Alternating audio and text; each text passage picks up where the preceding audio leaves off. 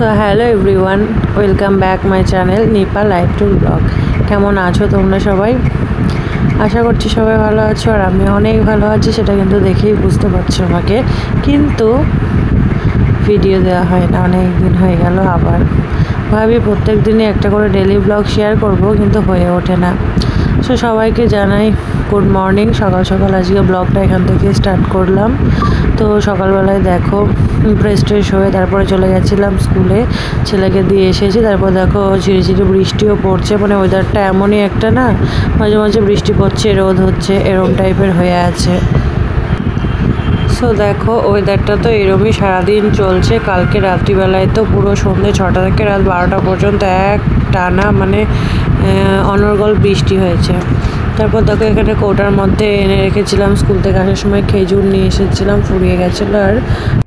আর এই খেজুরটা না প্রত্যেক দিন ব্রেকফাস্টে সকালে 2টো করে খাই ডেলি, তো ফুরিয়ে গেছিলো, এনে রাখলাম আবার। তো দেখো এদিকে মাছও নিয়ে এসেছিলাম স্কুল থেকে আসার সময়, আসার পথে আর কি মাছ নিয়ে এসেছিলাম দুপুরের জন্য আজকে। তো এটা রুই মাছ নিয়ে এসেছি। তো মাছটা আজকে আমিই করবো যেহেতু, তো দেখো সেটারই প্রিপারেশান নিচ্ছি। আমি রান্নাঘরেও চলে এসেছি। তো মাছটা দেখো ভালো করে ধুয়ে নিয়েছি। প্রথমে মাছ তো কেটেই নিয়ে আসা হয়েছিল, তারপর ভালো করে ধুয়ে নিয়েছি। এবার হলুদ লবণ দিয়ে মাখিয়ে রেখে দেবো। আর আজকে মাছটা না একটু অন্যরকমভাবে রান্না করব, তোমাদের সঙ্গে শেয়ার করব যতটা পারবো। আর মাছের সঙ্গে আজকে মাছের তেলও কিছুটা নিয়ে আসা হয়েছে, তো ওটারও বড়া হবে লাস্টে। তো আগে দেখো মাছটা আমি মাখিয়ে রেখে দেবো, তারপরে মাছটা রান্নাও করব। সকালের ব্রেকফাস্টও হয়নি এখনো পর্যন্ত। তো মাছটা কিছুটা প্রিপারেশান করে রেডি করে সকালে ব্রেকফাস্টটাও করে নেবো, তারপর রান্নাটাও করব। তারপর তো আবার স্কুল ছুটি হয়ে যাবে, মানিশের তো ওকে আনতেও যেতে হবে। তো পুরোটাই তোমাদের সঙ্গে আজকে শেয়ার করব, দেখা যাক কতটা পারি ব্লগটা শেয়ার করতে। তোমরা দেখতে থাকো আর তোমরা ব্লগটা কন্টিনিউ করো প্রথম থেকে শেষ পর্যন্ত। সো চলো, এখানে আমি রান্নাঘরে কাজ করছিলাম, আর দেখো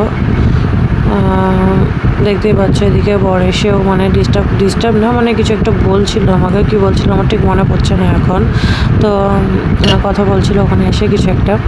তো দেখো তোমাদের একবার দেখাই মাছটা। দেখো দেখে হলুদ লবণ আমার দেওয়া হয়ে গেছে। এবার আমি ভালো করে মাখিয়ে রেখে দেবো ঢাকা দিয়ে কিছুক্ষণ। তারপরে মাছের জন্য কিছু কিছু জিনিস কেটে নেব। তো আজকে একটু মাছটা অন্যরকমভাবে করব। অন্যরকম বলতে মাছটা আজকে করব রুই মাছের সর্ষে পোস্ত, মানে সর্ষে পোস্ত দিয়ে করবো। আর টক দই থাকবে, টক দই তো মাছটা। আর এই দেখো মাছের তেল যেটা বলছিলাম, তো সেটাও হলুদ লবণ দিয়ে মাখিয়ে রেখে দেবো। পরে এটা ভাজা হবে। তো দেখা যাক কতটা পারি, যেহেতু মাছটা তো অবশ্যই আমি করব। মাছটা করে আমি স্কুলে যাব আনতে, আর স্কুল ছুটি হয় 12টা 15-তে। তো তার আগে আমার মাছটা রান্না করা হয়ে যাবে। তো দেখো এদিকে আমি সর্ষে পোস্ত, একটু নুন আর কাঁচা লঙ্কা আগের থেকে ভিজিয়ে রেখে দেবো। ভিজিয়ে রাখলে কি পেস্ট করতেও সুবিধা হয়, পেস্টটাও খুব ভালো, মানে খুব সুন্দর, খুব স্মুথলি হয় সর্ষে আর পোস্তর পেস্টটা। তারপরে ব্রেকফাস্টও করা হয়নি, এখনও ব্রেকফাস্টও করতে হবে। তো চলো, তারপরে আজকে আমি এই ব্লগটা শ্যুট করছি, মানে ভিডিও করছি। আজকে হচ্ছে শুক্রবার। আজকে মানে একদিক থেকে রেহাই, যে আজকে মানে মানিশের এক্সাম চলছে স্কুলের, তো আজকে এক্সামটা ওর আর কি শেষ হচ্ছে। আজকে 12 তারিখ, জুলাই মাসের 12 তারিখ। তো আজকে এক্সামটাও শেষ হচ্ছে। আর আমরা তারপরে আবার 14 তারিখে কলকাতাতেও যাচ্ছি। তো তার জন্য আর কি ওখানে কিছু কথা বলছিলাম, মনে হয় আমাদের টিকিট করা হয়ে গেছে অনেকদিন আগেই।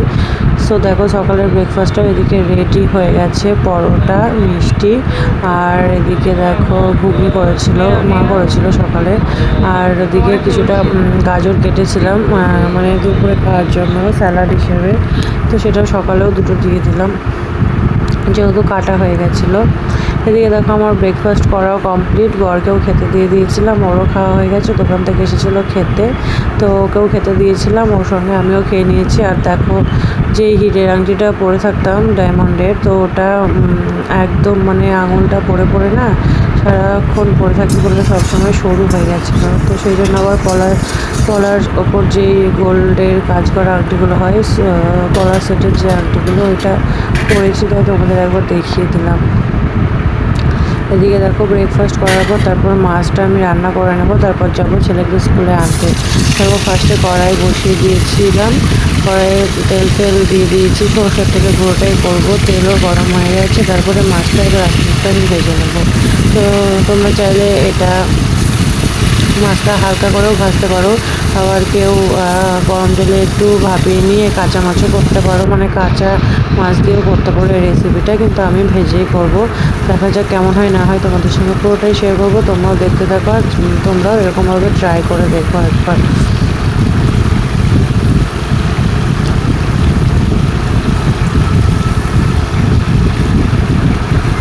তো মাছটা অনেকগুলোই ছিল, অনেকটা পরিমাণেই ছিল, যেহেতু সেই জন্য আমি অল্প অল্প করে দুবারে ভাজতে হয়েছে আমাকে। তার সঙ্গে একটা মাছের মাথাও ছিল, তো মাছের মাথাটা আমি আর ওই রুই মাছের যে রেসিপিটা করব সর্ষে পোস্ত দিয়ে, তো সেই রেসিপিটার মধ্যে আর দেবো না। তো এদিকে দেখো আমি মশলাটা পেস্ট করে নিচ্ছি। এখানে ছিল পেঁয়াজ রসুন আদা, আগে পেস্ট করে নিচ্ছি পেঁয়াজ রসুন আদা, তারপরে এই সর্ষে পোস্তটা পেস্ট করবো। তো এটা আমার পেস্ট হয়ে গেছে, এটা একটা বাটিতে প্রথমে ঢেলে রাখবো। আর ওদিকে মাছটাও ভাজা হচ্ছে, তার সঙ্গে সঙ্গে আমি মশলাটাও রেডি করে নিচ্ছি যেটা যেটা লাগবে। তো দেখো এখানে পেঁয়াজ আদা রসুনের পেস্টটা একটা বাটিতে ঢেলে নিলাম। তারপরে এবার পেস্ট করে নেব সর্ষে পোস্ত কাঁচা লঙ্কা, যেটা ভিজিয়ে রেখেছিলাম সেটা এবার পেস্ট করে নেব।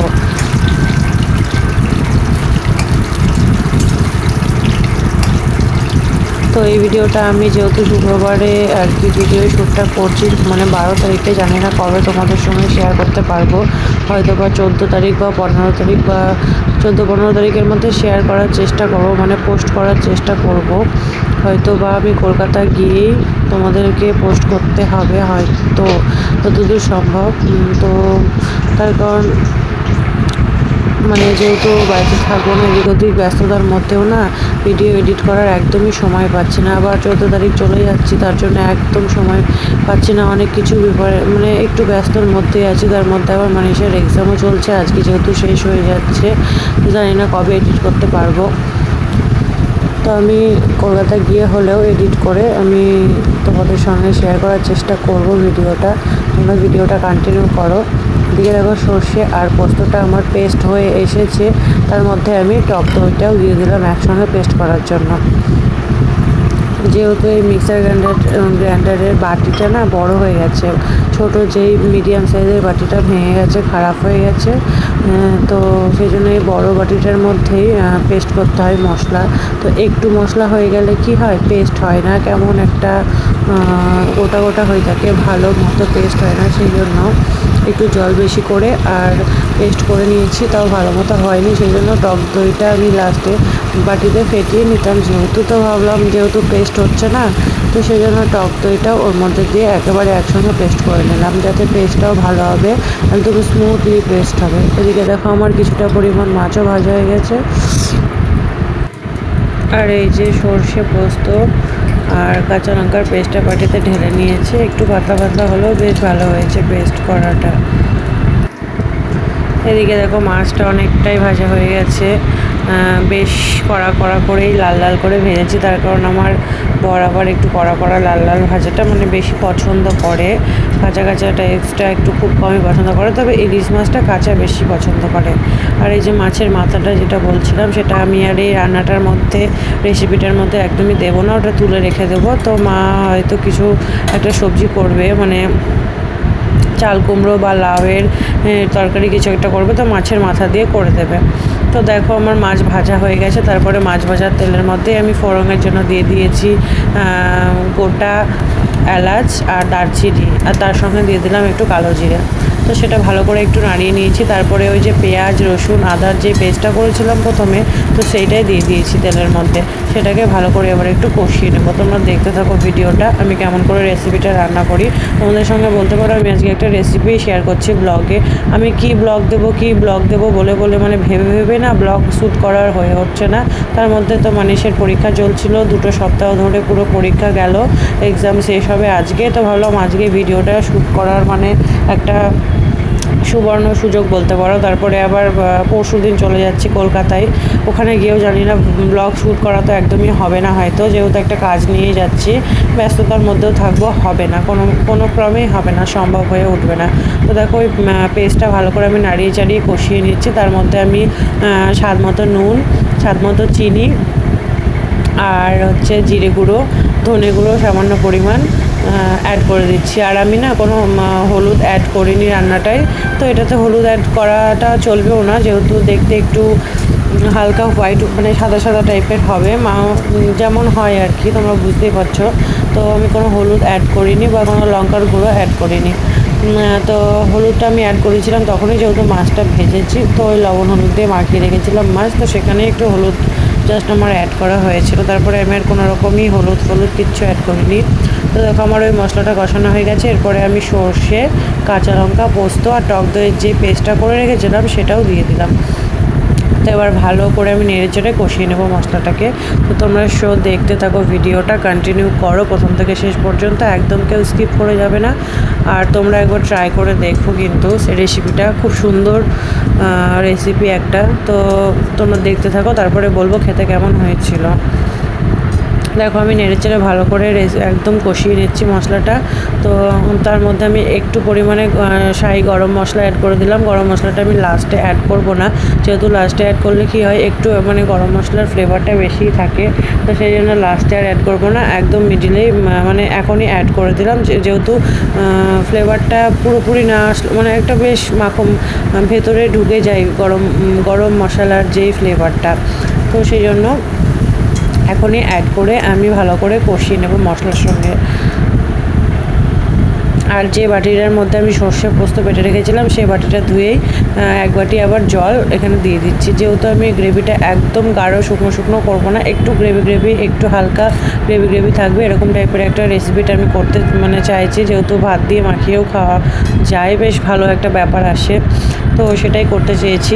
দেখা যাক কতটা কি হয় না হয়। এবার দেখো আমার যে জলটা দিয়েছিলাম তারপরে ঝোলটা পুরোটাই ফুটে উঠেছে। এরপরে আমি ভেজে রাখা মাছগুলো একটা করে ছেড়ে দেবো। তো তোমরা চাইলে কিন্তু আমি বারবারই বলছি, তোমরা চাইলে এটা কাঁচাও করতে পারো, কাঁচা বলতে একদম কাঁচা না, তবে গরম জলের মধ্যে ভালো করে লেবু আর একটু নুন দিয়ে মাছগুলোকে ভালো করে একটু এপিট ওপিট করে ফুটিয়ে নিয়ে তোমরা করবে, সেটাতেও টেস্ট ভালো আসবে। তারপরে আবার তোমরা চাইলে এটা মানে তেলের মধ্যে একদম হালকা ভেজে বা সর্ষের তেলে না ভেজে সাদা তেলে একদম হালকা করে এপিট ওপিট ভেজে করতে পারো। তারপরে দেখো রান্নাঘর থেকে এসে ঘরে একটু আসলাম, দেখছি 12টা প্রায় বাজতেই চলেছে, 11:15 বেজে গেছে। আর এদিকে আমি রান্না করতে ঘেমে পুরো স্নান হয়ে গেছে, ড্রেসটাও চেঞ্জ করিনি। ঘরের অবস্থা দেখো, আমার না আজকে বিছানা টিছানা কিচ্ছু গোছানো হয়নি। এদিকে ঘড়িটা 12টা বাজছে, মানে স্কুল ছুটির টাইম হয়ে গেছে, তো হাতে 15 মিনিট সময় আছে। ওদিকে মাছটা হচ্ছে, আমি ফটাফট এর মধ্যে বিছানাটা গুছিয়ে নেব। তো ছটপট করে ফটাফট গুছিয়ে নিই, তারপরে আবার তোমাদের সঙ্গে দেখছি। তার মধ্যে মাছটা হয়ে যাবে, 15 মিনিটের মধ্যে আমি বিছানাটা গুছিয়ে নেব, তারপরে আবার মাছটা দেখতে যাব। তো দেখো সবাই আমার ঝটপট মানে বিছানা টিছানা গুছিয়ে এসে তারপরে আমি আবার চলে এসেছিলাম রান্নাঘরে। এসে মাছটা দেখছি, মানে দেখতে এলাম মাছটা যে কত দূর কী হলো না হলো। তো চলো তোমাদের সঙ্গে শেয়ার করি কতটা কি হলো না হলো। তো দেখো ঝোল বেশ একটা ভাব এসছে, কালারটা এরকম হোয়াইট। তো আমি এরমই চেয়েছিলাম কালারটা, মানে এরমই হবে, হলুদ কোনো লঙ্কা গুঁড়ো অ্যাড করিনি। তো দেখো আর একটু শোকাবো, তো আর একটু শোকানো হয়ে যাবে, তারপরে নামিয়ে দেবো। তো আমি না মিডিলে মাঝখানে আবার কিছুটা কাঁচা লঙ্কা চিড়েও দিয়েছিলাম। এই দেখো সেটা তোমাদের সঙ্গে শেয়ার করা হয়নি। তো দেখো আমার গ্রেভিটা প্রায় মাখো ভাব একটা চলে এসেছে, মানে একদম পাতলা ঝোলও নয়, আবার একদম শুকনো ঝোলটার মানে গ্রেভিটা নয়। তো জাস্ট একটা গ্রেভি হালকা মাখা একটা গ্রেভি টাইপের চলে এসেছে। তো এবার আমি দেখো এটা নামিয়ে দিচ্ছি। তো আমার রুই মাছের সর্ষে পোস্ত পুরো রেডি, বা রুই দই বা দহি রুই যে কোনো কিছুই তোমরা বলতে পারো। তো আমার রেডি হয়ে গেছে, দেখতে কেমন হয়েছে কমেন্ট করে জানিও। আর খেতে সত্যি মানে দুর্দান্ত হয়েছিল, অসাধারণ একটা ফ্লেভার এসেছিলো, সত্যি খুব সুন্দর হয়েছিল। তো ফাইনালি দেখো তারপরে আর কোনো ভিডিও ক্লিপ নিইনি, একদম স্নান টান করে খাওয়া দাওয়া করে ঘরে এসেছি। তারপরে দেখো তোমাদের সঙ্গে আবার একটু ভিডিও শেয়ার করছি। এদিকে খাওয়া দাওয়া করে স্নান টান করে এসে বসেছি, একটু রেস্ট নেব। তারপরে আবার ছেলের ডান্স ক্লাসও রয়েছে, সেখানে আবার যাব। তো আজকের ভিডিওটা না আমি আর করিনি, তারপরে আমি কোনো ভিডিও শ্যুটই করিনি, এখানে আমি ভিডিওটা শেষ করে দেবো। তারপরে আবার পরশুদিন যাব আমরা কলকাতায়। তো তোমাদের সঙ্গে একটা কথা আমি এবার শেয়ার করি, আমি কিন্তু ভিডিওটা এডিট যখন করছি আমি দুদিন পরে এডিট করছি, আর আমি এডিট করছি কলকাতায় পৌঁছিয়ে হোটেলে বসে বসে এডিটটা করছি। ভাবতে পারছো কতটা লেজি হয়ে গেছি ভিডিও দেওয়ার পেছনে, একদমই ভিডিও শ্যুট করতেও পারছি না, এডিট করতেও পারছি না। তো আমি দুদিন পরে ভিডিওটা তোমাদের সঙ্গে পোস্ট করব, তোমরা অবশ্যই দেখো, কন্টিনিউ করো ভিডিওটা। ভালো লাগলে লাইক কমেন্ট শেয়ার, আর আমার চ্যানেলটিকে সাবস্ক্রাইব করে দেবে। যারা এখনও সাবস্ক্রাইব করোনি জলদি আমার চ্যানেলটিকে সাবস্ক্রাইব করে দেবে। তো ভিডিওটা আমি তোমাদেরকে অবশ্যই পোস্ট করে দেবো। তো আজকের মতো এখানে টাটা।